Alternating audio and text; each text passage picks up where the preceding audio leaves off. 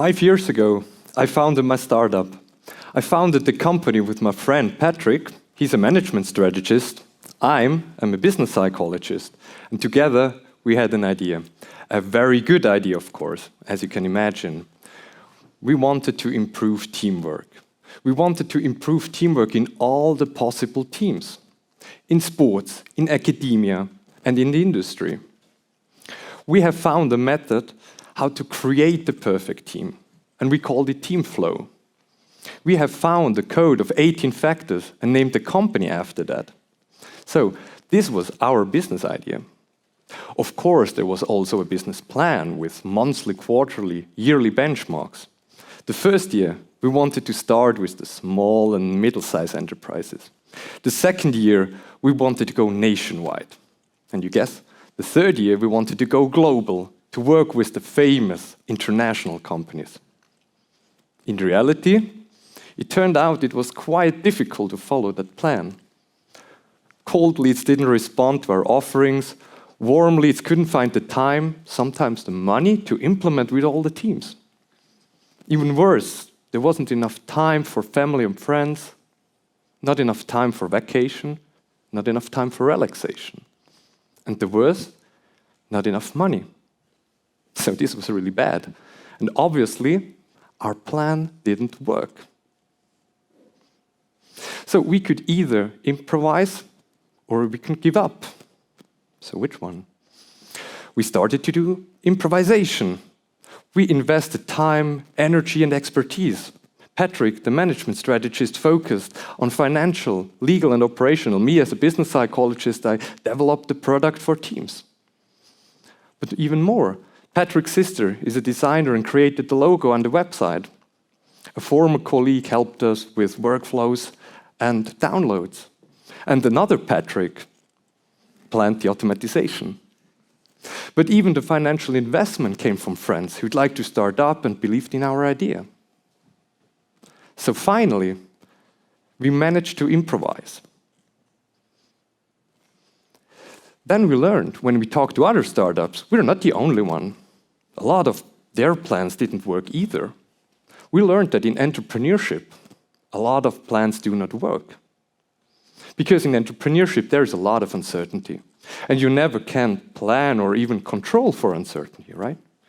But you can learn to better deal with uncertainty. You can learn a skill set, how to improvise and how to use your resources available and accessible. There is a term for that. It's called bricolage. Bricolage is the concept how to improvise. Bricolage is the concept how to use and combine creatively the resources available and accessible. And that's a concept I want to talk in the next following minutes. Because there is no entrepreneurship without bricolage. The concept of bricolage was introduced by the French ethnologist Lévi-Strauss back in the 1960s. He traveled the Amazon and researched indigenous cultures. He reasoned that these people could produce anything needed by the resources around them. But you don't have to travel the Amazon to find people who do bricolage. Look at this. That's a tree house. There's a tree, and I guess they find the resources available and accessible. They start at the center, add something on the left, on the right, change something, improve something. And a lot of improvisation was used. I like this treehouse, to be honest. Later, the concept of bricolage was introduced into work and organizational psychology. There, according to Lévi-Strauss, the bricoleur was contrasted with the prototypical rational human being at the time, called the engineer. And please, if there are any engineers in the audience, don't feel offended. It's just how Lévi-Strauss contrasted the bricoleur with the rational engineer.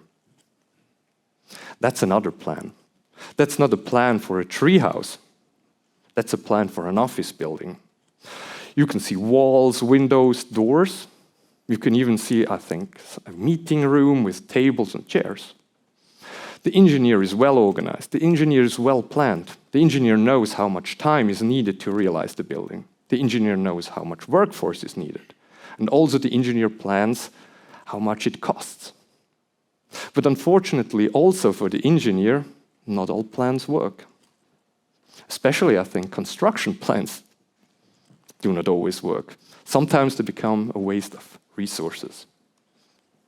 And facing the challenges of today, we cannot afford to waste resources. Neither can we create always new resources. But that's not what we must do. We can learn and we can create new solutions. And that's why bricolage is so important. Research shows that bricolage leads to innovation.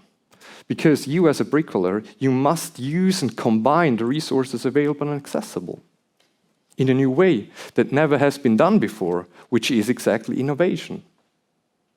Research also shows that bricolage leads to performance, because you as a bricoleur, you must act. You must take action because you cannot wait for better times or other opportunities to come, money to show up. So you must act and you must perform. So are you a bricoleur? Let's make a test. So I've got two statements here. So we see whether you agree on that statement. The first one is, I usually find workable solution to new challenges by using the existing resources. Maybe again. I usually find workable solution to new challenges by using the existing resources. Who would agree? Yeah? Oh, quite a lot. Another statement, I typically take on a broader range of challenges than others with my resources would do. Once again, I typically take on a broader range of challenges than others with my resources would do. Would you agree? Maybe, maybe not. We do have some bricoleurs here. Research on entrepreneurial bricolage is very new. It's still in its infancy, but we can use psychology to determine factors that contribute to bricolage. For example, in psychology, the Big Five personality. Big Five. The first dimension, agreeableness. We know that you, as a bricoleur, you must interact with your peer, with your network, with your ecosystem. You need to exchange ideas, opinion, and feedback. And that's why you need agreeableness. The next one is consciousness. We know that you as a bricoleur, you must be hardworking, persevering, and persistent to show grit, to stick to the idea, your vision. So that's why you need consciousness. A third dimension, extroversion, you might know. You need extroversion to be assertive, energetic, active, enthusiastic. Enthusiastic about your project, about your startup. Of course, you also need to be open to experience, but not just open-minded, because you want to be intellectually curious, you want to change something, you want to be disruptive, you want to have an impact. And you also need the fifth dimension, neuroticism, to a certain level. It's not just to give up quickly, and it's not to ignore mistakes or failure, but it's the mindful coping of setbacks. Besides the personality of a bricoleur, you as a bricoleur also must have a broad range of expertise. Not a specialization, but a broad range of knowledge to use and combine creatively your resources. So if your plan doesn't work, dear bricoleurs, don't panic, start improvising. As soon as I started here working 2 years ago, I wasn't allowed to realize my plan. Another plan that didn't work felt familiar, and I started to do bricolage. Now, being head of business psychology, we investigate the psychological factor of entrepreneurship, such as bricolage. But for us, it's not just about your bricolage or my bricolage. It's about team bricolage, because most people create together. According to statistics, 90% do. 90% create together, their startup. And that's exactly how we created the perfect teams with our startup. Because it's not just the one skill set or the one personality, or that each teammate needs to have the same personality and the same skill set. but it's the constellation of personality and the skill set so that you can learn from each other. Because someone brings in a strong vision, another one knows exactly how to take action effectively, and the third one knows how to create a feasible plan. So that's exactly what Patrick and me did, Team Bricolage. But it's not just the two of us, it's also the students with their entrepreneurial project. They work together, they create together, they improve together, they learn together. They learn from each other, and they find new solutions for the existing challenges. But it's also the couples. They work, but they do have household, childcare, maybe a hobby.